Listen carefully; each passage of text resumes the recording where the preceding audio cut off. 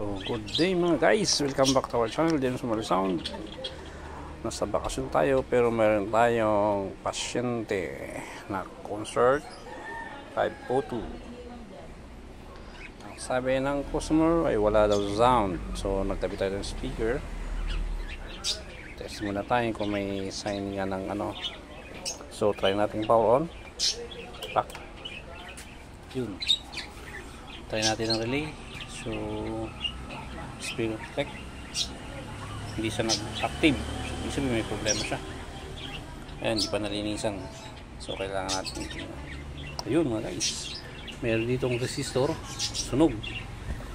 So yun so baka yan ang naging cause niya na kaya hindi nag-active ang speaker protect relay.